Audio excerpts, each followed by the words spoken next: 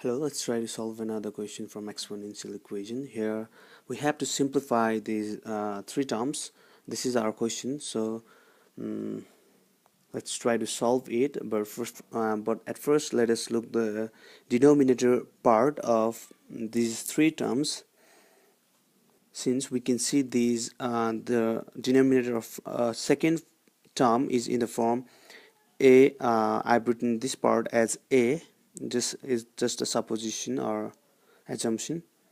It's in the form power a to the power y minus 1. So according to the rule of indices, we can write a to the power y times a to the power minus 1. So we can write a to the power y.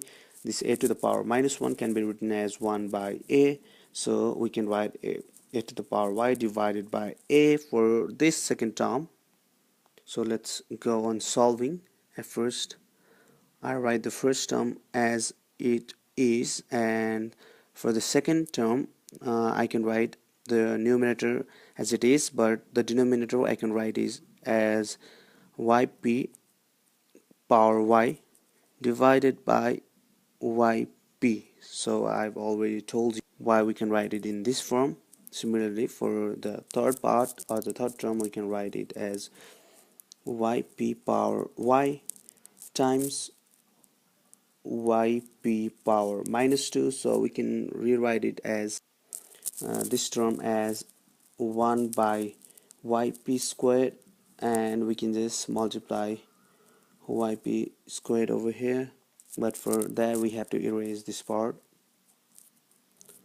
Yes, so on simplification we got this. Now we can further rewrite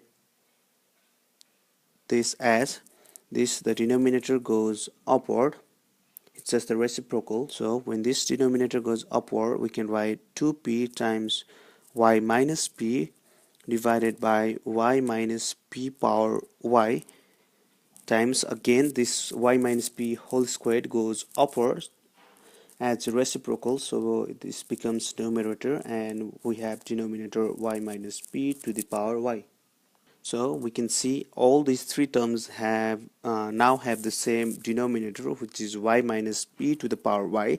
We can just simplify it as the denominator to be the single term y minus p to the power y, and add all the numerators. So on adding the numerator, we get p squared minus 2p times y minus p plus y minus p whole squared. Let us once again try to solve for this numerator part. P squared remains as p squared, and 2p multiplies y to give negative 2py.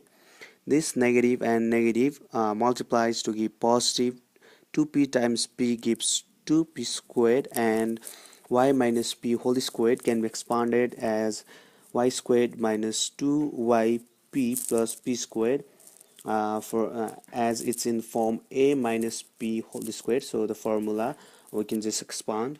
Now here p squared plus 2p squared plus p squared adds to give altogether there are 4p squared, and also this 2py, negative 2py and negative 2yp adds to give negative 4py, and also y squared remains. Once again, let us look at this numerator part. Here 4p squared can be written as the whole squared for 2p, and 4py can be written as 2 times 2p times y, and this y squared can be written as the squared of y, whole squared of y. It's the same thing, and the denominator is y minus p to the power y. Finally, let us compare this numerator with a squared minus 2ab